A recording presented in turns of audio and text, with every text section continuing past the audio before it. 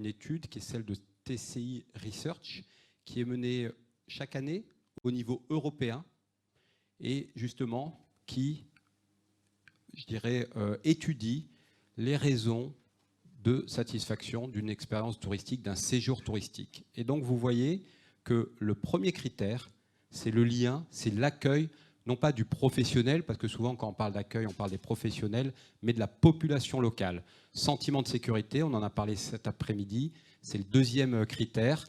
Et là où nous, organisations en charge de faire de la promotion touristique, on passe beaucoup de temps, beaucoup d'énergie, beaucoup d'investissement sur l'hébergement, sur la mise en valeur de la beauté des paysages, sur l'offre culturelle, loisirs, etc., le shopping, la vie nocturne, les musées, tout ce que vous pouvez voir là, vous avez vu que ce n'est pas dans les premières aspirations. Et quand moi je fais mon espèce d'introspection, pour ne pas dire de mea culpa, quand je regarde réellement l'investissement que je fournis ou que les équipes fournissent humainement, financièrement, sur le sujet de l'accueil de la population locale, je m'aperçois qu'en fin de compte, on ne fait pas grand-chose. Et donc, il y a une opportunité réelle qui est autour de ça. On aime à dire que le territoire qui sera le plus accueillant de France, d'Europe ou de je ne sais d'où aura un avantage compétitif extrêmement fort par rapport à d'autres territoires. Aussi simplement que ça, mais pour autant, c'est très compliqué de trouver la bonne formule pour pouvoir répondre à ce point-là. Donc à partir de ces trois éléments de contexte, on a construit une vision qui est autour du tourisme bienveillant. Et je vais vous expliquer un peu la notion de tourisme bienveillant, qui s'inscrit directement dans ces aspirations profondes, et on pense qu'on peut en faire un avantage différenciant.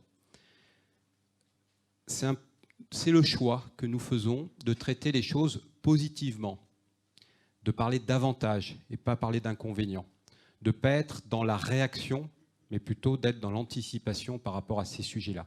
Certaines destinations, on parlait d'Amsterdam ce matin, on pourrait parler de Barcelone, on pourrait parler de certains sites, sont déjà dans la réaction par rapport aux phénomènes qui peuvent ou Venise, par rapport aux phénomènes qui peuvent se produire.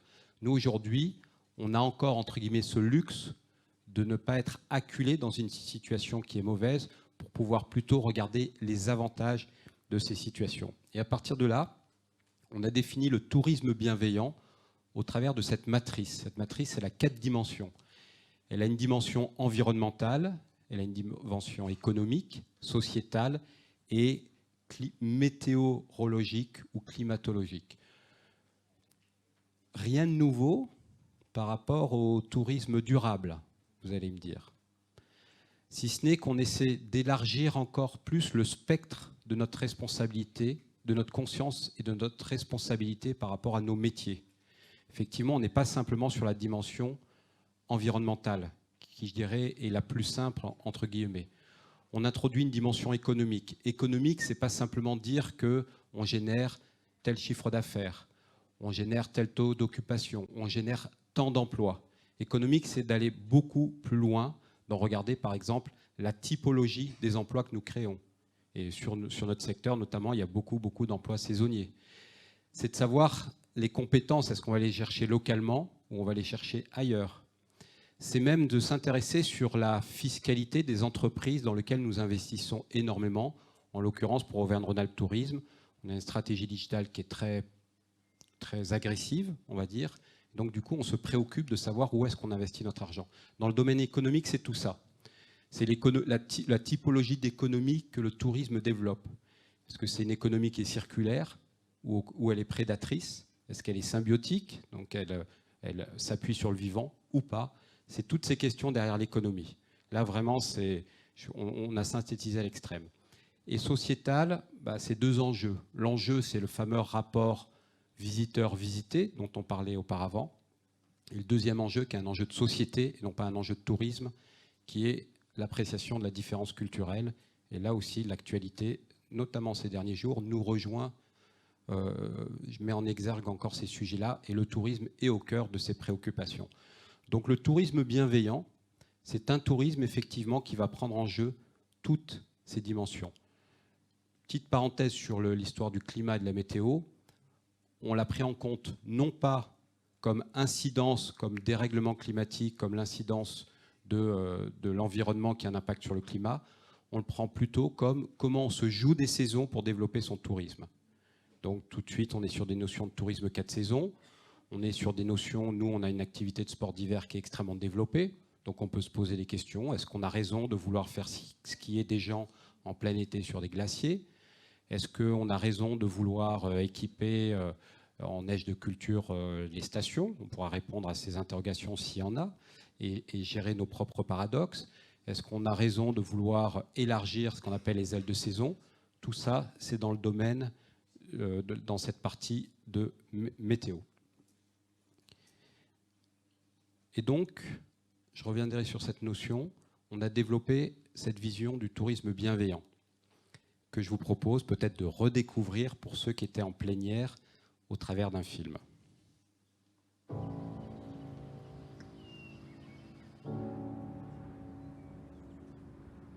Face aux défis contemporains et à la quête de sens qui caractérise cette dernière décennie, nous sommes amenés à nous questionner et surtout à prendre la pleine conscience et l'entière responsabilité personnelle et collective de nos actions et de leurs impacts environnementaux, économiques et sociétaux.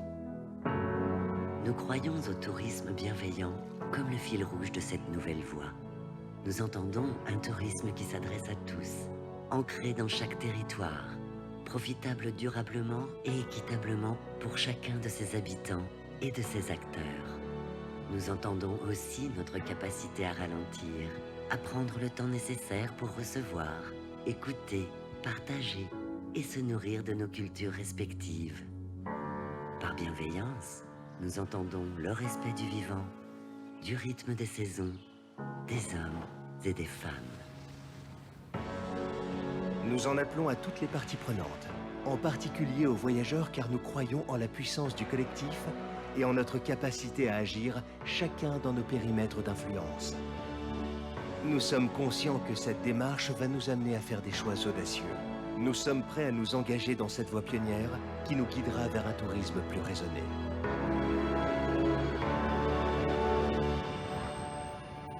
Le tourisme bienveillant nous invite à réfléchir ensemble l'économie d'aujourd'hui pour créer le modèle de société plus juste et plus durable que nous souhaitons tous léguer aux générations futures.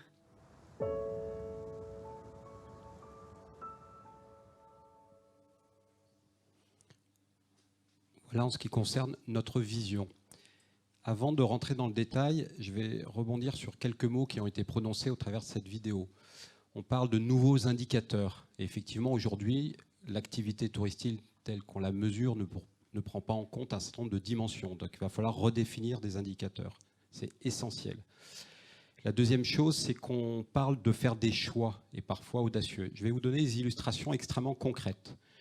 J'avais une discussion avec le patron de We Like Travel, et on est ravis aujourd'hui d'occuper le haut du classement en termes de région dans ce classement par rapport à notre impact.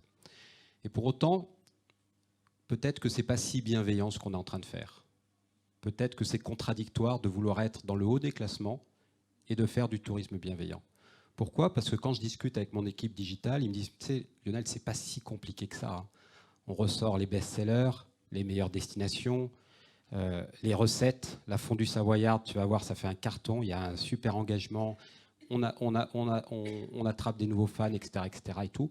Et donc, on arrive sur des scores qui sont extrêmement élevés par rapport à ça.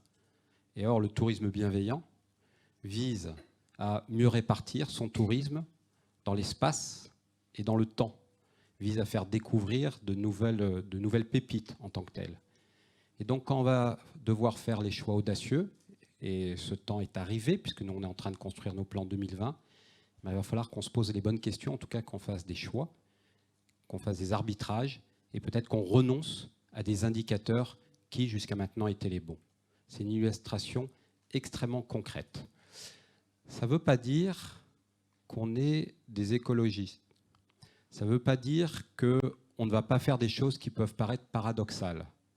Personnellement, je me suis fait attraper en commission tourisme par un certain nombre de personnes qui disaient « Oui, mais vous passez énormément de temps en Chine pour aller chercher des touristes. On ne voit pas ce que c'est bienveillant. » Et donc, par rapport à ça, on dit « On va continuer, pour telle et telle raison, et je ne vais pas faire le débat ici, premier point, Deuxième point, on va voir les aspérités négatives et la conséquence négative qui est d'aller chercher des touristes chinois. Et vous avez vu que dans la matrice précédente, il y a des points plus et il y a des points moins. Et donc du coup, on va peut-être compenser un certain nombre de choses, des missions, etc., etc. Donc ça veut dire qu'on n'est pas obligé d'être en opposition. On peut parler de croissance, notamment de croissance raisonnée, tout en faisant du tourisme bienveillant. En tout cas, c'est le choix que nous allons faire et nous l'assumerons. Par rapport à ça, pour pas que ce soit juste des propos, de la philosophie, une posture, on a lancé la semaine dernière 5 initiatives. Ces initiatives, je vais vous les décortiquer très rapidement. Ces initiatives, elles visent à faire un tourisme plus. Et je reviens sur cette notion de plus. Ce n'est pas en moins. On n'est pas en train de reculer. On est en train, au contraire, d'avancer parce qu'on est convaincu que cette vision-là va pouvoir, je dirais, générer des nouvelles sources de croissance, des nouvelles offres, des nouveaux indicateurs, donc quelque chose de nouveau et donc d'additionnel. On prône un tourisme plus concerné au travers d'un manifeste, plus engagé au travers d'un fonds de dotation, plus agile au travers des formations, attirant au travers de l'emploi et enfin partagé au travers d'offres que l'on va faire. Rapidement sur ces 5 sujets. Le premier, c'est un manifeste. Vous savez ce qu'est un manifeste. Je ne vais pas passer de temps dessus. C'est la version écrite de la vidéo que vous avez eue. Un manifeste, il vise à partager une vision, il vise à expliquer, il vise à partager et à essayer de faire en sorte qu'un maximum de personnes puissent aller dans la même direction. Voilà le rôle du manifeste. Vous pouvez aller sur tourismebienveillant.org et vous aurez le manifeste que nous avons développé. Le deuxième sujet, pour le coup, je rebondirai sur ton mot innovation, parce qu'aujourd'hui, à ma connaissance, mais je peux me tromper, pas d'autre comité régional du tourisme ne s'est doté d'un fonds de dotation. Un fonds de dotation, c'est une nouvelle structure qui permet effectivement de construire, mettre en œuvre et financer des projets d'intérêt général. Le tourisme n'est pas éligible au mécénat à la base. La culture l'est, le patrimoine l'est, le sport l'est, le tourisme ne l'est pas. Par contre, si on commence à décortiquer un certain nombre d'activités que nous avons au sein du tourisme, nous pouvons effectivement aller chercher du mécénat. Donc on va créer une structure qui s'appelle un fonds de dotation, qui va définir des projets, qui va aller chercher des mécènes et qui va financer ces projets. Je vais vous donner un exemple très précis. Tout ce qui est sujet autour de l'environnement, c'est des sujets qui sont mécénables. Et on sait qu'en termes de communication, on doit faire de la pédagogie, on doit expliquer. Nous, sur la neige de culture, il y a une personne qui, je ne sais pas si elle est là et tout, à la pause, elle m'a attrapé sur mes paradoxes avec la neige de culture en station. Il va falloir qu'on explique un certain nombre de choses parce qu'il y a des vérités sur l'impact environnemental de la neige de culture et il y a aussi beaucoup de contre-vérités. Et avec la transparence qu'on se doit aujourd'hui, on doit être en capacité de faire de la pédagogie pour que le voyageur puisse savoir dans quel contexte il est. Ça, c'est mécénable. Autre exemple très précis, n'hésite pas à me dire pour le timing. Autre exemple très précis, on a lancé une étude scientifique il y a quelques semaines sur l'impact du milieu de montagne sur la santé humaine. C'est passionnant comme sujet. C'est une activité qui est mécénable. Voilà. Et je pense que dans le tourisme, on va être amené de plus en plus à faire des études que j'appelle scientifiques pour prouver, pour apporter des éléments de preuve. Je pense que c'est la même révolution qu'il y a eu dans les cosmétiques il y a quelques années, où à l'époque, il suffisait de vous montrer des belles images, des belles photos, un peu photoshopées, pour vous dire qu'il fallait acheter tel ou tel produit, et que rapidement, la preuve scientifique est venue s'incorporer dans les publicités pour dire c'est moins X% de perte de poids, c'est plus Y% de je ne sais quoi, etc. Je pense que dans le tourisme, on doit aussi, au-delà de l'émerveillement, au-delà de l'inspiration, de plus en plus, on devra avoir des discours de preuve. Ce sont des activités qui sont mécénables. Et enfin, c'est un fonds de dotation qui pourra être le véhicule pour des projets qui seraient menés par tel ou tel territoire. C'est un fonds qui ne sera pas uniquement Auvergne-Rhône-Alpes. On a la volonté, effectivement, que ça puisse devenir un fonds au niveau national pour pouvoir soutenir des projets d'intérêt général au niveau national et trouver des mécènes au niveau national. Donc, deuxième initiative. Troisième initiative, formation à distance. Le terme est un peu réducteur. On a l'impression que la formation à distance, c'est visionner un tuto, c'est voir une présentation PowerPoint, c'est passer 30 minutes devant une vidéo. Là, c'est beaucoup plus interactif que ça. On a déjà eu des expériences, on va les pousser, on va lancer ça de manière beaucoup plus professionnelle. Pourquoi c'est du tourisme bienveillant? Tout simplement parce que ça permet au plus grand nombre de se former quand il veut, où il veut, quand il peut, et à des tarifs encore plus compétitifs. Donc ça, c'est le premier point. C'est-à-dire que ça, c'est une forme de démocratisation de la formation, premier point. Et deuxième point, ça répond aux aspirations sociétales, comme Netflix, Amazon Prime ou je ne sais quelle télé à demande. C'est-à-dire que vous y allez quand vous le souhaitez, et pas quand on vous demande que c'est tel jour à tel endroit.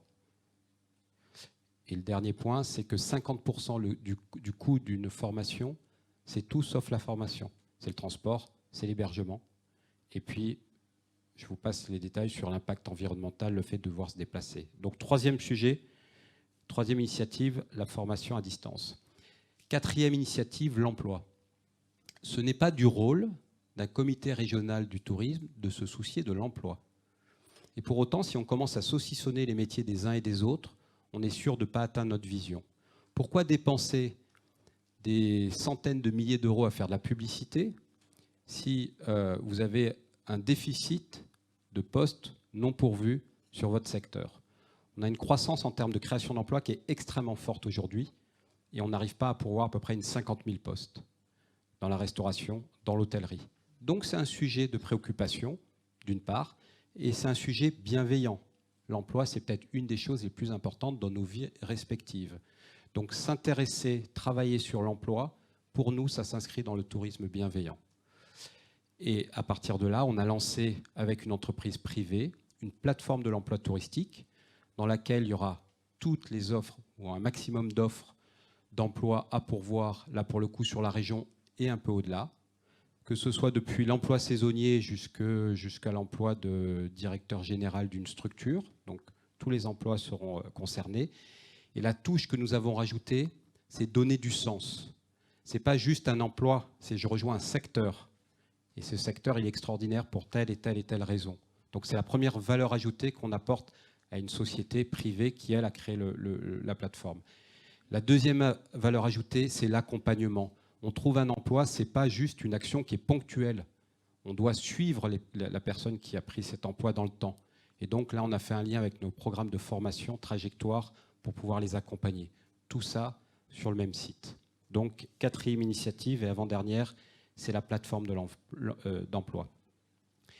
Et la dernière, c'est, on appelait ça les offres fans exclusives. Je suis convaincu que vous êtes consommateur de peut-être voyages privés ou ventes privées ou Groupon ou je sais quel site de marketing de pénurie. Vous avez des offres extraordinaires limitées dans le temps. Et bien, dans le tourisme bienveillant, on va faire la même chose pour les fans. On a aujourd'hui 1 million de fans sur l'ensemble de nos réseaux, dont plus de 600 000 sur la page Facebook, Auvergne-Rhône-Alpes Tourisme, et 300 et quelques sur la page Auvergne. Cette communauté est très engagée. Cette communauté aujourd'hui réagit uniquement aux belles images, aux belles histoires, etc. Est-ce qu'elle va réagir à des offres promotionnelles? La bienveillance consiste à développer le tourisme de proximité. C'est déjà notre premier marché. 27% du volume de notre tourisme est fait par les habitants de la région eux-mêmes. En les poussant des offres du territoire, on va pousser ces fans à découvrir le territoire. Si vous découvrez le territoire, vous allez devenir ambassadeur du territoire. C'est notre programme quelque part d'ambassadeur. On ne recrée pas une communauté, on fait simplement en sorte que ces fans deviennent des ambassadeurs. Et en étant des ambassadeurs, c'est eux qui parleront le mieux de la destination. Là aussi, les études montrent que le levier marketing, alors ça peut paraître, je dirais, complètement galvaudé, mais c'est toujours d'actualité. Le levier marketing le plus puissant reste le bouche à oreille. Donc si on arrive à transformer des milliers de fans en ambassadeurs de la destination, on va effectivement, on en tirera un avantage compétitif. Donc voilà la 5e initiative. Tout ça est relié, et j'en terminerai là, je pense qu'on est pile dans l'horaire, par rapport à ce charte-là, qui paraît complexe, mais pour nous, qui est un peu notre feuille de route interne et la manière dont on se présente à l'externe. Feuille de route interne, tout simplement parce qu'on va retrouver tous les éléments qui font notre stratégie Auvergne-Rhône-Alpes Tourisme. On va retrouver notre ambition, être dans le top 5 européen. Aujourd'hui, sur les nuitées marchandes, on est 9e. Je reviens sur le point qu'on peut être ambitieux tout en développant du tourisme bienveillant. On n'oppose pas ces visions-là. Voilà, on va juste le faire différemment. La vision, je reviendrai dessus. On a une promesse consommateur qui est renaître ici. Et donc, du coup, le tourisme bienveillant n'étant pas un slogan en B2C vis-à-vis des cibles, le slogan, entre guillemets, publicitaire, c'est renaître ici. On a repositionné qui on est. On a réfléchi sur notre propre positionnement. On n'aime pas le terme de comité régional. Non, on n'aime pas ça. On se positionne plutôt en plateforme collaborative du développement touristique. On a dégagé un certain nombre de valeurs, on a dégagé des thématiques d'excellence, des métiers, des axes stratégiques et puis des ressources qui font partie. Avec un schéma, je suis arrivé en 2007, le premier travail c'était fusionner les deux régions, donc on a vu une période de fusion. On a encore une période de transformation et on est déjà sur la période de développement, comme j'espère les 5 initiatives peuvent vous le montrer. Je terminerai sur la notion de vision. Le tourisme bienveillant n'est pas une démarche de RSE. Ce n'est pas quelque chose qui vient apporter un vernis, certes solide, à tout ce qu'on entreprend. C'est une vision. La vision, c'est peut-être l'élément le plus important pour une organisation, parce qu'elle essaie de se projeter à long terme, et on est sur des métiers de long terme, notamment quand on fait de l'investissement. Elle donne du sens à ce qu'on fait, et on a tous individuellement et collectivement besoin de sens, et elle va orienter un certain nombre de décisions, de discussions et de choix. Donc, la vision, pour nous, c'est de travailler autour du tourisme bienveillant. Merci. Merci Lionel.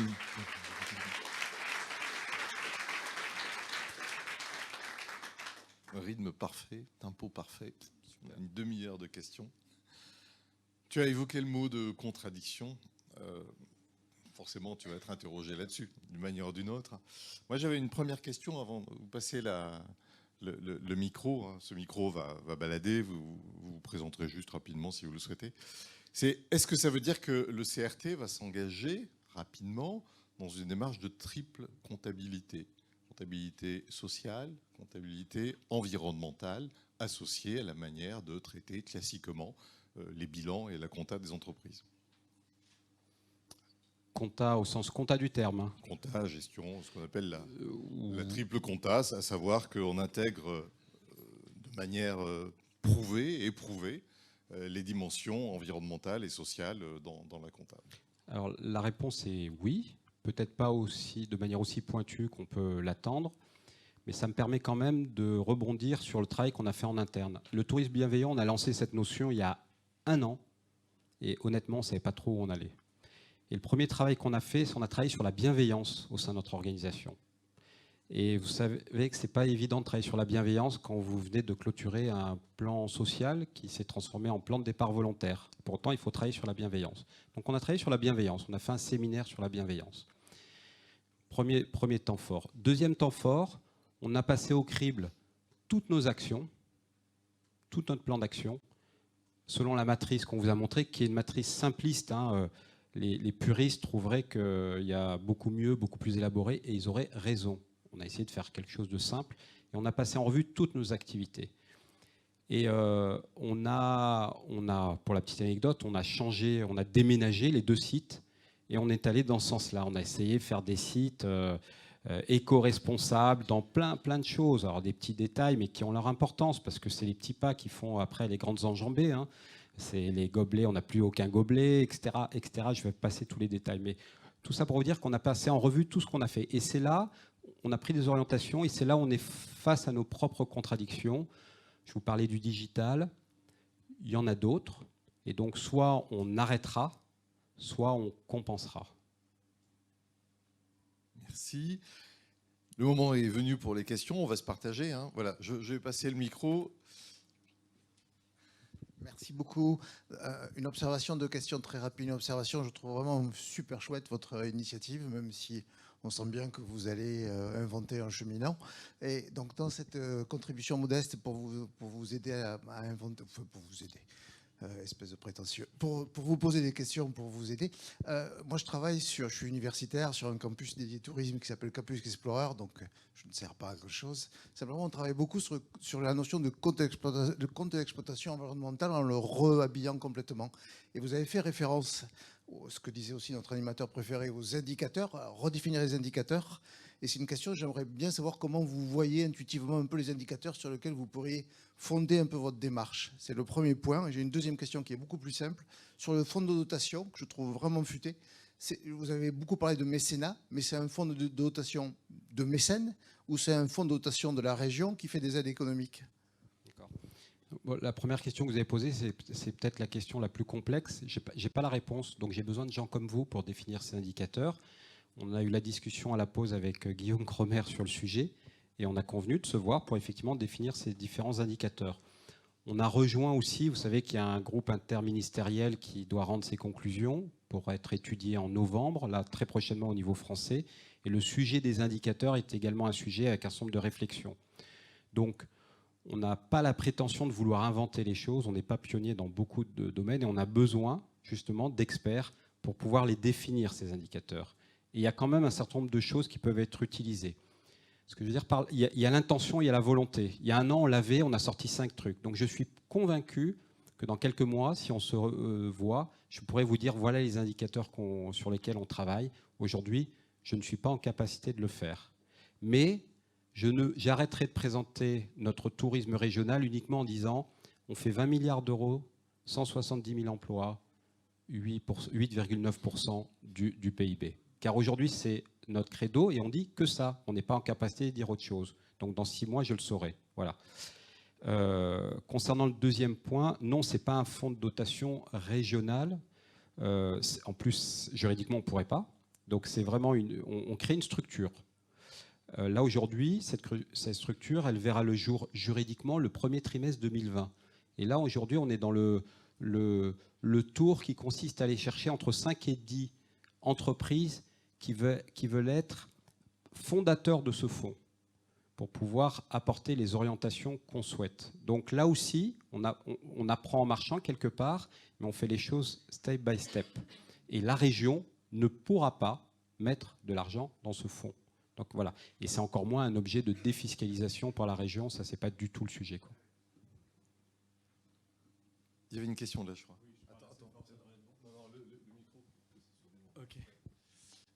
Concernant tout ce travail de repositionnement que vous menez, est-ce que tout a été fait en interne exclusivement ou est-ce que vous avez été accompagné ou est-ce que vous êtes accompagné par une agence dans l'élaboration déjà du projet de repositionnement en amont et puis maintenant que ça a amorcé à partir de maintenant?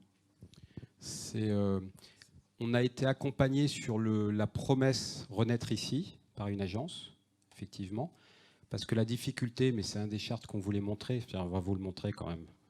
On va vous montrer quelque chose qui est assez parlant. C'est ça. Je rebondis sur votre question, hein, ça permet aussi d'élargir le débat et de le nourrir. Avant, j'étais responsable d'Only-Lyon et c'était simple. Et maintenant, quand on est au niveau régional, voilà les marques de territoire. Et il y a bon nombre de régions qui sont confrontées à ce sujet. Il y a des régions marques, la Normandie, la Bretagne. Il y a des régions qui ne sont pas des marques. Auvergne-Rhône-Alpes n'est pas une marque. Alors, il y a un bout de marque qui s'appelle l'Auvergne. Même les Alpes, c'est pas vraiment une marque. En tout cas, elle n'appartient pas uniquement à notre région et encore pas que à la France. Et du coup, face à cette complexité, on a dû effectivement faire appel à une agence pour dire ça serait quoi le fil rouge pour pouvoir rassembler un certain nombre de territoires. Voilà. Je crois qu'il y a Vincent de l'Isère qui est dans le coin, qui est là-bas au fond, voilà, qui fait un super boulot et qui a une super marque et qui est ici présente, donc sur l'Isère. Et Vincent, il était hors de question que je lui impose mon positionnement, Renaître ici, etc., etc. Par contre, je me dis, on a travaillé collectivement, on a des commissions, etc. On a dit, est-ce que ça serait pas un fil rouge? Est-ce que cette promesse consommateur, au pire, elle ne vous heurte pas, au mieux, elle transcende votre propre marque? Voilà. Donc ça, on s'est fait accompagner par une agence. Après, sur le tourisme bienveillant, non. C'est un choix. On ne voulait pas faire de greenwashing ou de je ne sais quoi washing dans un premier temps. Donc on ne voulait pas d'abord travailler sur les slogans ou même la stratégie, etc. etc. On voulait, quand je disais qu'on est parti d'abord de la bienveillance pour aller au tourisme bienveillant, c'est vraiment le cas, quoi. Donc c'est aussi un projet d'entreprise derrière ce mot-là. Et pourquoi bienveillant par rapport à durable? On aurait pu dire tourisme durable, hein, tout simplement. Ça aurait été plus simple en compréhension, etc. etc. C'est la même chose, sauf qu'on a voulu remettre l'humain au centre du sujet et non pas le normatif. Voilà, premier point. Deuxième chose, on a voulu élargir au maximum le spectre, parce qu'encore une fois, tout est lié. Et donc, la vision holistique du tourisme, c'est un vrai sujet. Et on arrive vite à ses propres limites de compétences en tant que CRT. Donc ça veut dire qu'il faut embarquer des tas d'acteurs pour être sûr que cette vision puisse s'imposer. Oui. Justement, par rapport à ce que vous venez de dire, et au vu de la carte qui nous est présentée, je me demandais comment l'équilibre d'Auvergne et de Rhône-Alpes se faisait dans le cadre de cette fusion, quand on voit notamment les deux portes d'entrée aériennes entre Only-Lyon, Lyon et Genève, parce qu'on n'en parle pas, mais Genève, c'est aussi une porte d'entrée pour toute la région Rhône-Alpes. Donc, on s'aperçoit que sur le plan promotionnel, bon, la partie Rhône-Alpes, elle truste un petit peu toute la partie Auvergne. Et si je fais le comparatif avec la démonstration d'Amsterdam, où on nous explique qu'on essaie de faire en sorte que les flux drainent sur autre chose que le cœur de ville, est-ce que l'idée qui est sous-tendue ne serait pas aussi désenclaver un petit peu tout ce qui concerne les stations de sport d'hiver, tout ce qu'on connaît sur la partie Rhône-Alpes, pour que la partie Auvergne en profite un peu? Alors, l'idée très clairement, mais pas de désenclaver. Je vais revenir sur cette notion-là.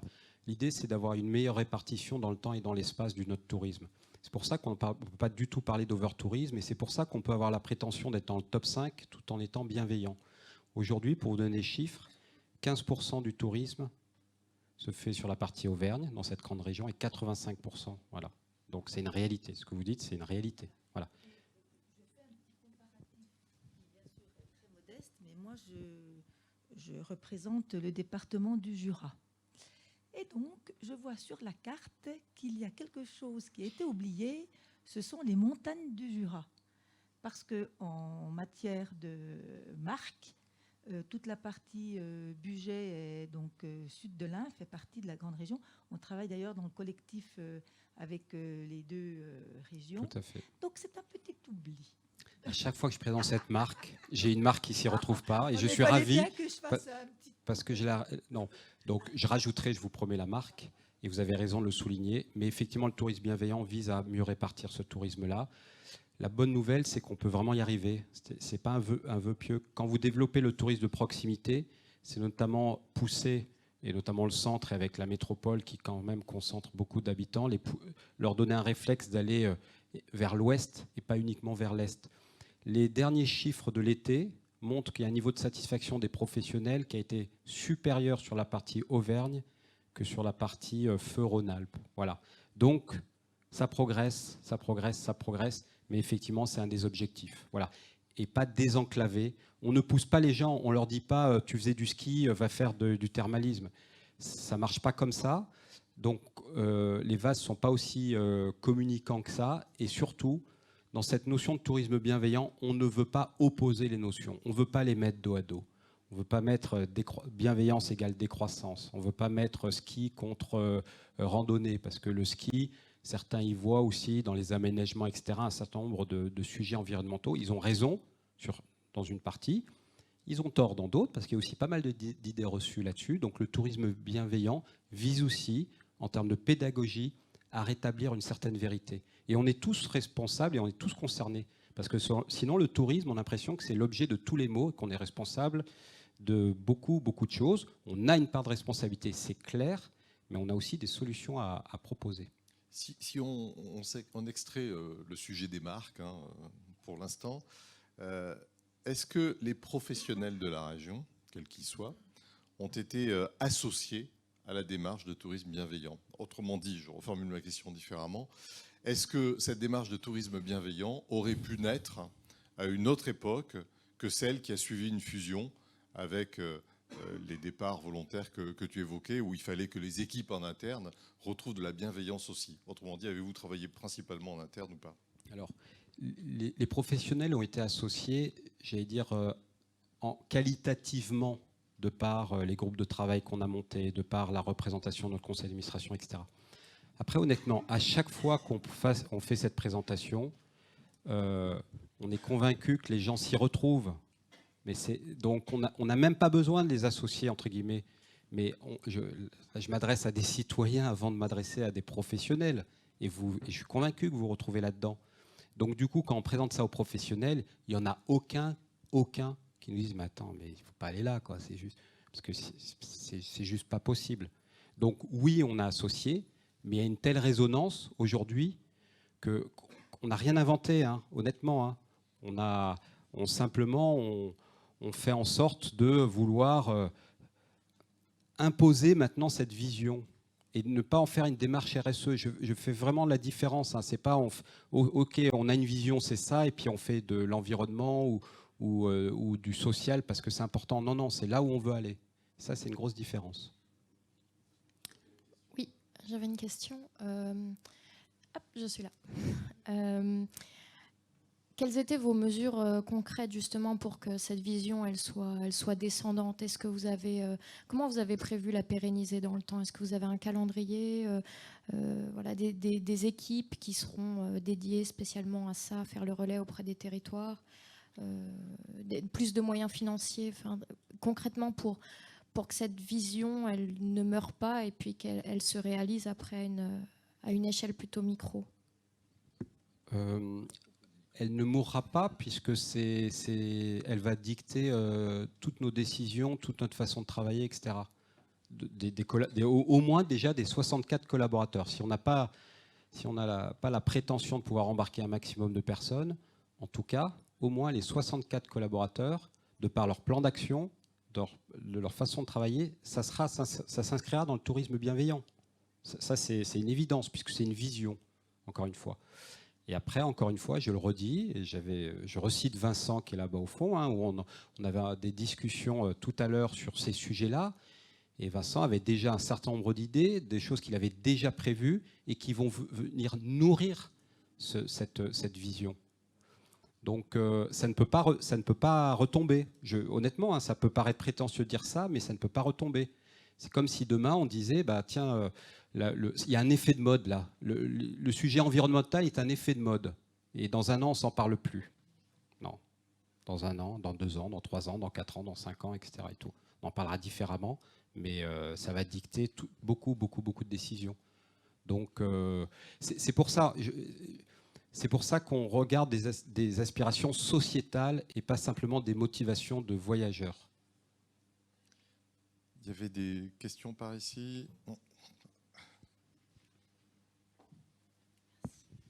Bonjour, du coup je suis obligée de me présenter puisque je travaille pour les Ménuires, donc station de ski dans les Trois-Vallées. Donc déjà pour vous dire qu'effectivement votre stratégie est tout à fait en cohérence avec celle qu'on peut avoir sur nos territoires, notamment Ménuires mais ailleurs aussi, donc ça c'est super. Cependant, ma question c'est est-ce que vous pouvez nous accompagner pour enclencher plus vite la démarche, parce que même si en tant que citoyen vous dites tout le monde est convaincu, c'est facile, moi je vous avoue que dans mon territoire c'est pas si simple que ça, et que les citoyens sont convaincus, mais que quand on est une société de remontée mécanique ou autre, c'est pas si simple. Et moi en fait j'aurais besoin de votre aide pour faire en sorte que cette vision et ensuite les KPI qu'on va mettre en face soient très cohérents. Donc moi c'est très cohérent, mais j'ai besoin de vous pour le coup. Donc c'est pas une question, mais je vais quand même rebondir. Un, merci pour votre témoignage. 2, on va s'aider mutuellement. Et quand même, j'étais au congrès de domaine skiable de France la semaine dernière ou la semaine d'avant. Le congrès, il portait que sur les 50%, 70% du congrès portait sur ces enjeux-là, avec projection à 2050, etc., etc. Donc je pense que la profession, le syndicat qui représente les professions, notamment des stations, des remontées mécaniques et toute cette industrie et tout, aujourd'hui, ça y est, c'est complètement inscrit. Alors, j'ai pas dit que c'était facile, hein, j'ai pas dit que c'était facile, mais j'ai dit qu'il n'y aura pas de retour en arrière. C'est ma conviction, hein, mais bon, je peux me tromper. Donc, c'est le premier point. Deuxième point, Henri Giscard d'Estaing a posé la première pierre d'un nouveau Club Med. Je cite volontairement le Club Med parce que ça peut faire partie des sujets, tu vois, tourisme bienveillant, le Club Med, etc. On peut en débattre, j'ai pas de souci avec ça, mais on va pas le faire ici. Mais allez, 40% de son discours portait sur l'impact environnemental, sociétal et économique de l'installation d'un Club Med. Voilà. Donc, c'est devenu, honnêtement, c'est plus un vernis aujourd'hui, hein. C'est partie intégrante, hein. L'investissement, notamment sur notre territoire, la capacité à investir, 1,7 milliard d'investissements touristiques chaque année. On surperforme par rapport au reste de la France. Cet investissement va être lié à la capacité à pouvoir répondre à ces enjeux. Sinon, il ne pourra plus se faire. Donc c'est pour ça que je pense que c'est inéluctable. Et je vais compléter ma réponse par rapport aux indicateurs. Il y a ce que tu as dit, donc il va falloir définir les indicateurs macro, mais également j'ai lancé 5 initiatives. Donc on va finir notre assiette, hein. On va voir, est-ce que le fonds de dotation, dans 2 ans, j'ai 1 million d'euros pour accompagner des très beaux projets? Est-ce que les fans vont se transformer réellement en ambassadeurs? Est-ce qu'on va vendre? Est-ce que, voilà, déjà j'ai mes indicateurs. Est-ce que la formation à distance, ça pèse 10, 20, 30, 40% de ma formation? Sur chacun des domaines qu'on a lancés, il y a des indicateurs, très précisément. Donc on va voir déjà si les initiatives qu'on a prises performent ou pas. Merci. Il y avait une question là. Merci. Bonjour. Moi, j'ai 2-3 questions, mais en gros, être dans le top 5 des régions, ça veut dire quoi exactement? Est-ce qu'il s'agit de nuitées touristiques? Est-ce qu'il s'agit de retombées économiques? Ce type d'indicateur-là, ou est-ce qu'il y a des valeurs un petit peu plus profondes? Ensuite, le fonds de dotation, le type d'entreprise qui peut le constituer, c'est quoi? Et troisième chose, je voulais savoir si on attend en fait aujourd'hui du tourisme qui transforme l'ensemble des autres secteurs, entre guillemets, finalement, qui n'ont pas réussi à évoluer, ou est-ce qu'on attend du tourisme qui l'adapte à des échelles micro et qu'il bonifie tout ça? Est-ce que c'est pas un petit peu dur pour les acteurs du tourisme, du coup, d'être... Lourd comme responsabilité. Ouais, c'est un peu lourd, en fait. Sur le premier élément, l'ambition du top 5, aujourd'hui, elle est basée effectivement sur les nuitées marchandes, puisque c'est le seul classement européen qui permet de comparer des régions avec d'autres. Voilà, les nuitées marchandes. C'est faux comme classement. Enfin, le classement est bon, mais c'est très réducteur, puisque nous, en région, 60% de l'hébergement se fait hors nuitées marchandes. Donc déjà, ça ne couvre pas tout. Donc ça, c'est le premier point, c'est-à-dire qu'on est en train d'affiner et on est en train d'intégrer des éléments beaucoup plus qualitatifs. Première chose. Deuxième chose, comme ça je vais me contredire, c'est un cap, mais il ne veut rien dire. C'est un cap, parce que ça permet de mettre tout le monde en mouvement, de montrer qu'on a envie d'avancer, de performer avec une vision de tourisme bienveillant. Ça ne veut rien dire, parce que dans le ski, la région est numéro 1 au monde. Hein. Je ne dis pas la France, hein, on a perdu des trucs, mais la région le reste. On a les plus belles stations au monde. Sur le thermalisme, on est numéro 3 en France. Donc il faut rentrer, ça n'a pas de sens de vouloir trop globaliser les choses. Mais à un moment donné, si on veut être compréhensible dans le discours, on dit voilà, on est là et on voudrait aller là. Donc première question, j'essaie d'y répondre par ces éléments. La deuxième question concerne le fonds de dotation. Tout type d'entreprise, je ne vais pas rentrer trop dans le détail, mais tout type d'entreprise qui a envie de faire du mécénat en tant que tel peut prétendre. Ça ne veut pas dire qu'on va accepter tout type d'entreprise. Voilà, parce que non, parce que justement aujourd'hui, quand on parle de mécénat, on l'a vu avec Notre-Dame, tout de suite on pense aux grands fonds. Alors qu'en fin de compte, la source de croissance du mécénat, elle va plutôt vers, il faut aller chercher des PME, voilà, qui elles cherchent du sens aussi pour leurs collaborateurs, pour leur métier, pour leur mission, pour leur vision, et donc du coup, elles peuvent trouver du sens en investissant dans ce fonds de dotation. Voilà. Et sur le troisième point, redites-moi.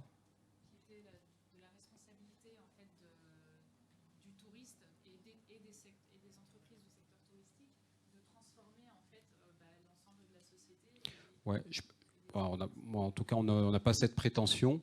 On a juste à prendre chacun ses responsabilités. Moi, ce que j'ai voulu vous montrer là, au travers des 5 initiatives, c'est ce sur quoi on s'engage aujourd'hui. C'est réel, c'est concret. On voulait dépasser le discours pour dire, voilà ce qu'on fait. Et on fera d'autres choses, voilà, qui sont propres à notre organisation. Quand je pense de compensation transport, ça paraît être un basique. Pas pour tous les touristes qu'on accueille, hein, mais plutôt déjà pour les équipes. On réfléchit sur la compensation de nos émissions liées à notre politique digitale. Je vous ai parlé des classements, on met beaucoup d'argent là-dessus. Compensons cette activité-là, mesure très concrète également. Voilà, donc on a d'autres initiatives qu'on prendra, mais qui sont propres à notre organisation. Voilà, mais on n'a pas la prétention, on a juste le souci de faire notre part, comme on dit. D'autres questions devant, du coup, non, ouais. Moi, j'avais justement la question, mais vous avez en partie répondu sur le digital. Tout à l'heure, vous avez dit, donc vous avez travaillé sur la bienveillance au niveau de votre organisation. Et pour le digital, vous disiez, soit on arrêtera, soit on compensera. Et je me posais la question, voilà, si vous pouvez développer un petit peu sur... On n'arrêtera pas, hein. Mais on modifiera. Mais je reprends l'exemple. Hein. Aujourd'hui, on est bien classé. Pourquoi ? Parce que, on a des gens compétents, on a des gens motivés, on a une stratégie qui est multi-réseaux sociaux, on investit beaucoup d'argent, on a réinternalisé la fonction, alors qu'avant, on proposait à des agences de le faire pour nous. Maintenant, on le fait nous-mêmes, même si on s'appuie sur des agences pour être updaté. Donc tout ça, c'est une stratégie extrêmement claire. Et elle produit les résultats qu'on a aujourd'hui. Voilà. Le tourisme bienveillant doit nous inciter à faire des nouveaux choix, non pas de plus utiliser les réseaux sociaux, mais de les utiliser très différemment. Et notamment de pousser des produits qui sont beaucoup moins inspirants au niveau touristique. Si je pousse, je ne sais pas moi, l'Aiguille du Midi, Chamonix, où je pourrais citer des grandes stations, les fans, ils vont adorer, ils connaissent, etc. Ou je reprends mon exemple de fondue. Si je pousse la fondue, je vais avoir un super score. Si je pousse, est-ce qu'il y a des Auvergnats ici ? La potée auvergnate, je vais faire moins de scores, moins d'engagement, etc. Et pour autant, le tourisme bienveillant devrait m'inciter à pousser plutôt la potée que la fondue. C'est juste un exemple comme ça, très basique. Donc si je fais ça, je renonce à des indicateurs de performance sur lesquels j'ai bâti ma stratégie, d'une part, et qui sont mes indicateurs de performance vus par mon propre conseil d'administration. Donc il va falloir que j'explique à mon conseil d'administration, vous savez, je vais dégringoler dans les classements. C'est mon ambition, c'est dégringoler. Parce que tant que je serai haut, ça veut dire que j'ai pas bien fait mon truc. Je suis un peu caricatural, mais c'est juste pour illustrer les choix. Quand on est propre à ces contradictions, c'est des choix comme ça qu'il faut être en capacité de faire. Est-ce qu'il y a d'autres questions ? Attendez. Mais j'oublierai pas les montagnes du Jura. Non, mais donc, c'est justement. Justement, si vous en êtes là, est-ce que vous pensez que vous pourrez aller jusqu'à interdire, entre guillemets, à vos équipes de communiquer sur l'UTMB ou l'Ultra Trail du Mont Blanc et de faire en sorte que tous ces grands événements qui contribuent aussi à la notoriété non seulement d'Auvergne-Rhône-Alpes, mais je dirais même de la France entière, puissent être, entre guillemets, boycottés. Parce que ça, c'est des vrais choix. Donc, non, je ne ferai pas ça. Ça. Je vous le dis clairement, je ne le ferai pas. Je ne le ferai pas.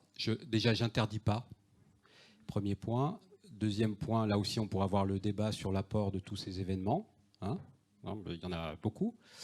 Mais le troisième point, c'est que je me dirais, est-ce qu'ils ont besoin de moi ? Sûrement pas. Donc du coup, je vais un peu à la facilité en rajoutant du marketing sur quelque chose qui est déjà bien marketé. Donc je vais pousser autre chose. Voilà. Mais je ne vais pas boycotter un événement sportif de pleine nature, dans des paysages comme ceux de la région, etc. etc. Voilà. On a, Lionel, depuis 2-3 ans, des propos nombreux sur l'overtourisme, bon, très clair, tu l'as évoqué, ok, très bien. On a aussi des propos, depuis quelques années aussi, portés par des sociologues, des observateurs, sur le fait que le tourisme broie tout ce qu'il touche, le détruit. Donc il y a un certain nombre d'ouvrages sur le sujet, d'articles. Finalement, le tourisme malveillant, c'est une prise de position, hein, d'une manière ou d'une autre. Mais comment va-t-on pouvoir être quand même assez radical, tant qu'on est à la tête d'une organisation touristique régionale puissante, pour démontrer que le tourisme n'est pas un broyeur, n'est pas un annihilateur de relations humaines, n'est pas aussi en situation critique qu'il est revendiqué. Je pense à des propos qu'on va trouver chez des sociologues type Rodolphe Christin, par exemple, le manuel d'antitourisme, ce genre de choses. Hein. Il y en a un certain nombre. Et pendant ce temps, je vais porter le micro là-bas. Je ne sais pas. Non, mais c'est une question à la con. con. Non, mais ce que je veux dire par, je ne sais pas, de ce qu'on fait, j'ose espérer, la compréhension mutuelle me paraît extrêmement importante. Moi, il y a quelques temps, je pensais encore qu'on mettait des additifs dans la neige de culture. Les puristes là diraient mais et pourtant non, oui, mais oui, il faut, c'est hallucinant. Le patron de Auvergne-Rhône-Alpes Tourisme pensait qu'on mettait des additifs. Par méconnaissance, le fait de se pencher sur ces sujets, le fait d'aller voir, de lire des études, le fait d'aller voir les professionnels qui s'occupent, le fait d'écouter et aussi d'essayer, et c'est pas toujours évident, de ne pas être jugé parti, de recouper, etc., permet d'avoir un discours beaucoup plus juste. Et je pense qu'on a plus à gagner à communiquer, à expliquer, que à ne pas le faire.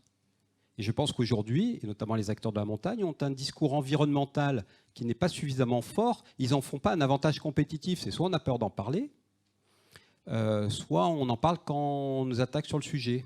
Mais non, faisons-en. Aujourd'hui, tout le monde veut avoir la traçabilité alimentaire, tout le monde veut connaître les origines des produits, etc. etc. Pourquoi on ne fait pas la même chose sur nos activités? Voilà, donc ça sera ça notre combat, plus que je ne sais quoi. Voilà.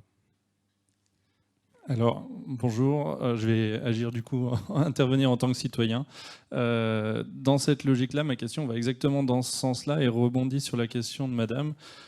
Sur cette logique, alors on a bien compris au niveau des domaines skiables, c'est quelque chose qui est intégré et effectivement il y a aussi beaucoup de domaines skiables qui ne sont pas des CDA ou autres, donc grosses compagnies. Mais si on reprend un petit peu les discussions que moi je peux avoir avec des sociopros, notamment en station de ski, ils ont 3 générations perfusées à l'or blanc, ils sont persuadés qu'ils doivent louer toujours plus de skis, qu'ils doivent remplir toujours plus leur planning d'hébergement.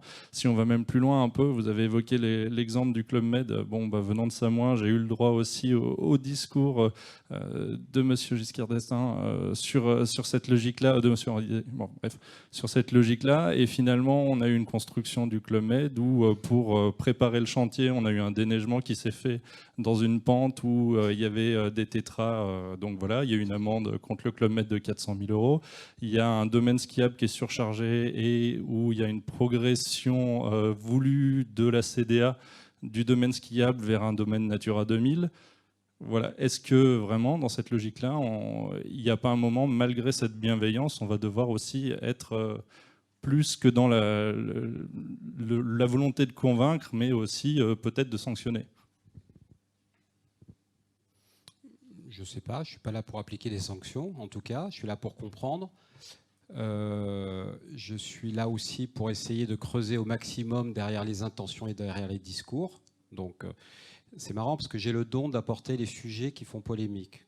Club Med, neige de culture, etc. et tout, mais c'est juste pour voir que le débat ne nous fait pas peur, parce que justement c'est dans le débat, dans la compréhension. Et on a aussi rendez-vous avec la directrice de toute la politique RSE du Club Med pour entrer dans le détail sur le nombre d'emplois qui sont créés, la typologie d'emplois qui sont créés. Le Club Med est le seul opérateur aujourd'hui à croire en la montagne l'été. En tout cas, il le martèle, etc. et tout. Et donc, c'est un enjeu bienveillant de répartir sa saisonnalité dans son tourisme. Voilà. Il y a tout l'approvisionnement en produits de proximité. Enfin, il y a tous ces enjeux. On pense qu'on atteindra plus le tourisme bienveillant en discutant qu'en confrontant ou en interdisant. Et ça, ce n'est pas des mots, c'est une réalité. Et eux, ils le savent également. Parce qu'aujourd'hui, la difficulté dans leur vision d'expansion, la difficulté aujourd'hui, elle est en grande partie liée à ces sujets-là. Donc aujourd'hui, ils en font aussi un enjeu stratégique. Voilà, donc les choses bougent vraiment. Vraiment, vraiment. Mais il faut aller au cœur de l'information. On arrive bientôt au terme de cette réunion. Est-ce qu'il y a une dernière question, une remarque, un point de vue? Jean-Luc? Juste un écho, je trouve dans ce que vous dites que finalement chacun peut être à son rôle aussi. Vous, en tant qu'animateur de la communauté touristique régionale, c'est vrai que vous avez plus à convaincre. Après, il peut y avoir des lanceurs d'alerte, il peut y avoir des parlementaires qui vont légiférer, il peut y avoir plein d'autres actions qui sont faites, mais c'est à chacun son rôle, sans doute. Enfin, c'était juste une réflexion. Vous avez entièrement raison. Est-ce que quelqu'un d'autre a une remarque, une question? Est-ce que le tourisme bienveillant en Auvergne-Rhône-Alpes, ça peut se traduire à terme en part de marché, en service particulier pour la clientèle? Je me place du point de vue des clients lointains et non pas des locaux. On a parlé pas mal, je crois qu'il y a 25%, hein, tu disais, de l'activité qui est le fait de régionaux. Vu de loin, comment ça se traduit un tourisme bienveillant dans la région? Il y a plein de choses à inventer. Alors, je vais pas, on a déjà nos 5 initiatives à mettre en œuvre, mais du coup, je prends un exemple très précis. Aujourd'hui, il y a une mission qui est au niveau de la région Auvergne-Rhône-Alpes sur l'économie circulaire adaptée au tourisme, et notamment au travers de tout ce qui est gaspillage, nourriture, etc. etc. Donc c'est un sujet qui est très clairement traité et sur lequel on pourra capitaliser, y compris en termes de communication. Quand je dis qu'il faut faire de la pédagogie, il faut également s'appuyer sur ces éléments pour construire vraiment une destination bienveillante. Voilà. Sur la mobilité, n'en parlons pas également. Hein. Sur la mobilité douce notamment, il y a des tonnes de choses à faire. Beaucoup, beaucoup, beaucoup. Voilà. Moi, je suis capable aujourd'hui de parler des 5 là parce qu'on a tellement de choses en tête qui ne sont pas forcément directement de notre responsabilité. Hein. Je reprends les propos de monsieur, mais le fait d'embarquer, ça donne envie d'eux. Voilà. Il y a des acteurs ici présents dans la salle qui travaillent sur des formes de mobilité, voilà, présents, et qui vont complètement dans la vision du tourisme bienveillant, ou des agences de voyage qui redéfinissent leur métier, ou des réceptifs qui redéfinissent leur métier en disant peut-être que mon métier, c'est pas uniquement envoyer des gens loin, alors que de prime abord, il n'y a pas de modèle économique. Ok, merci. Une dernière remarque, une question? Non? On a fait le tour? On a bien tout exploré? Vous êtes des adeptes du tourisme bienveillant désormais? Bon, donc on se reverra pour avoir quand même une suite sur les indicateurs. Lesquels, comment on les choisit, pourquoi, quelle méthode, est-ce qu'on le fait en interne seulement, en partenariat? Merci beaucoup Lionel. Merci à vous. Merci.